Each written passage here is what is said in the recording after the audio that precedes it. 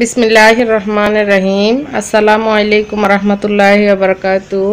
আমি ফারহানা ইয়াসমিন রুমি আমার ব্লগটি আজকে শুরু করছি। এখন 11টা বাজে।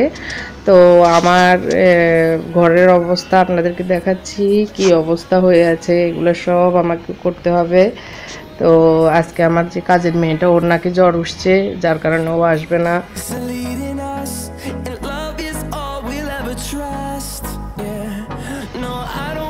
প্রতিদিন গুছানো দেখায়, আজকে সব এলোমেলো দেখাচ্ছি। এই যে এই কোনাটায় কি করে রাখছে আমার ছেলেরা।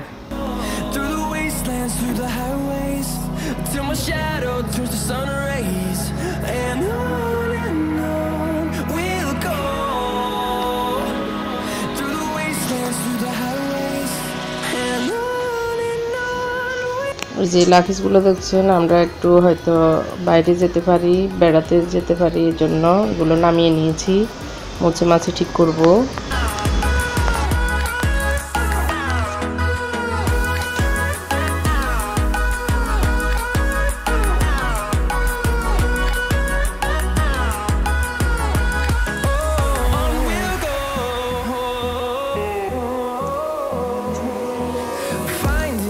তো মোটামুটি সব রুমই গুছাতে হবে।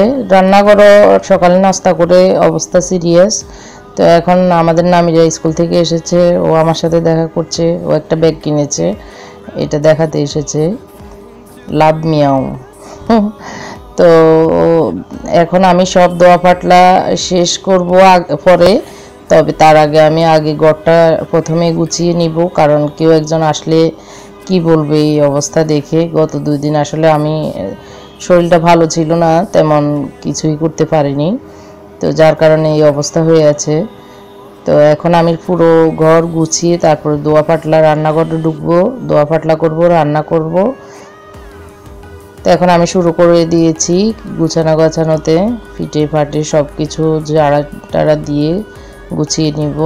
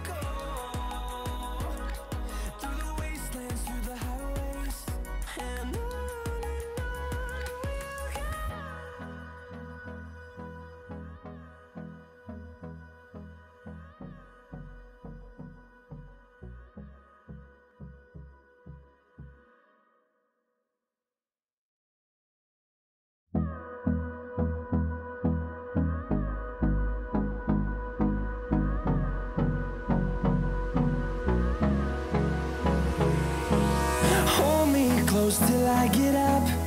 Time is barely on our side. I don't wanna waste what's left. The storms we chase are leading us, and love is all we'll ever trust.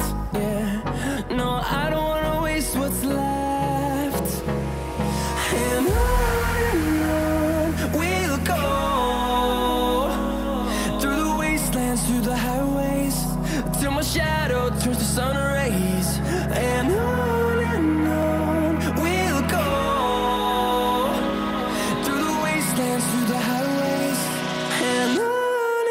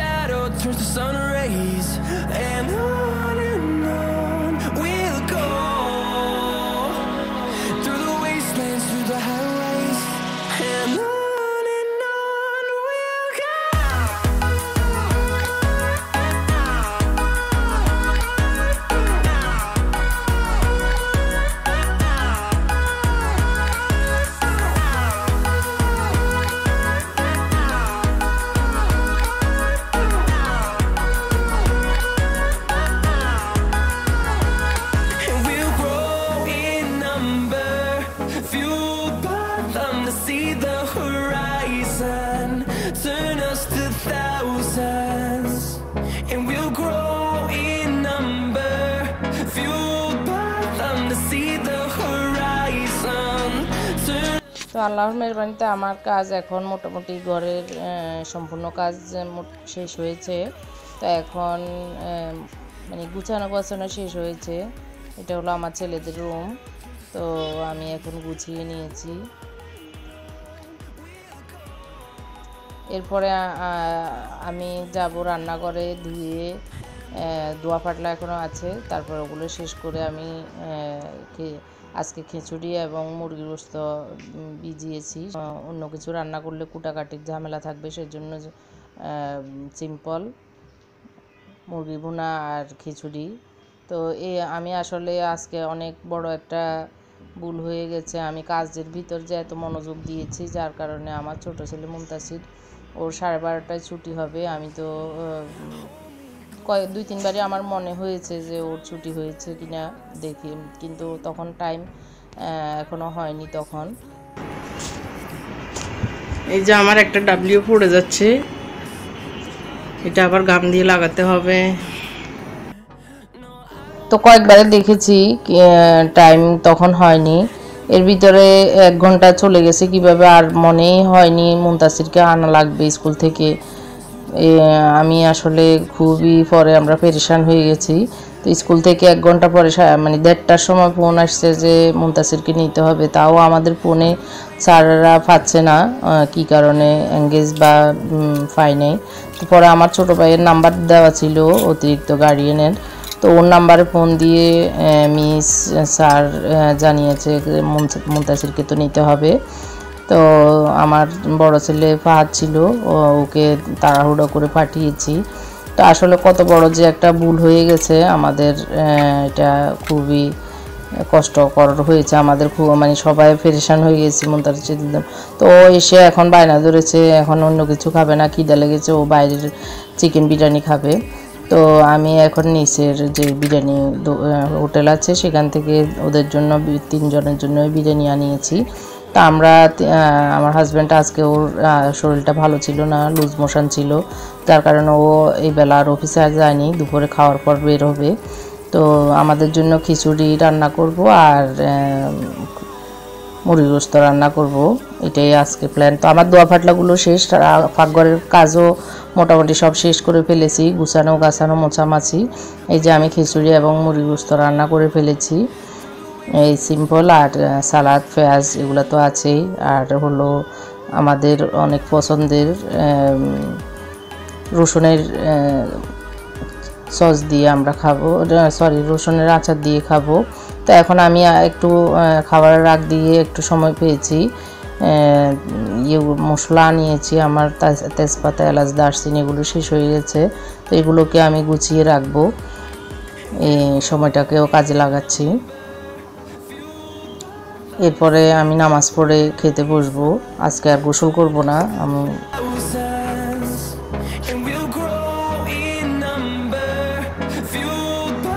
এই যে আমরা এখন খেতে বসেছি, আমরা 3 জন খাচ্ছি, ওরা 3 জন খেয়ে ফেলছে।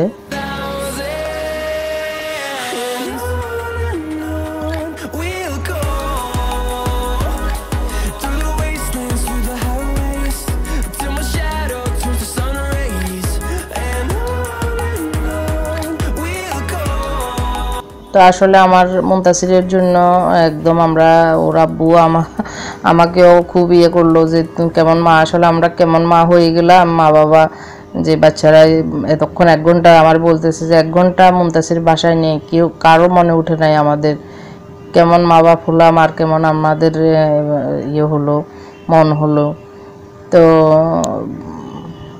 তারপরে আল্লাহ যাক, কোনো বিপদ আপদ হয়নি আল্লাহর মেহরবানিতে। ও অবশ্য এত বেশি নার্ভাস হয়নি, কারণ ও আধা ঘন্টার মতো ওর বন্ধুদের সাথে নিচে খেলেছে স্কুলে।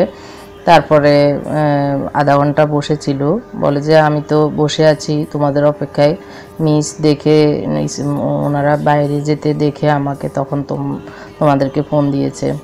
তো এখন আমি আমার শাশুড়িকে রানের টুকরা বেছে দিয়েছি আর ডানাটা দিচ্ছি, উনি নরম মাংসগুলোই খায়, আঁশালাগুলো খাইতে পারে না, দাঁতে আটকে যায়। তো এই কারণে বেছে বেছে দিচ্ছি। আবার ঝোল খেতে পারে না, জাল, এই জন্য। তো এই তো আমাদের সিম্পল খাওয়া হচ্ছে। খুবই মজা লেগেছে, আসলে খিদাও লেগেছে, এর ভিতরে আবার খিচুড়ি, মুরগির গোস্ত, এভাবে সিম্পল খাওয়ার স্বাদটাও আবার আলাদা। যাই হোক, সবাইকে ধন্যবাদ জানাচ্ছি আমার ভিডিওটি দেখার জন্য। আর আমার ভিডিও যদি আপনাদের ভালো লেগে থাকে আমাকে কমেন্ট করে জানাবেন, লাইক দিতে ভুলবেন না। আর আমার চ্যানেলটিকে সাবস্ক্রাইব করবেন, আর তার পাশে যে বেল বাটন আছে তা প্রেস করবেন, যাতে করে আমার পরবর্তী ভিডিও নোটিফিকেশন আপনার কাছে চলে যায়। সবাইকে অসংখ্য ধন্যবাদ জানাচ্ছি। আসসালামু আলাইকুম, আল্লাহ হাফেজ।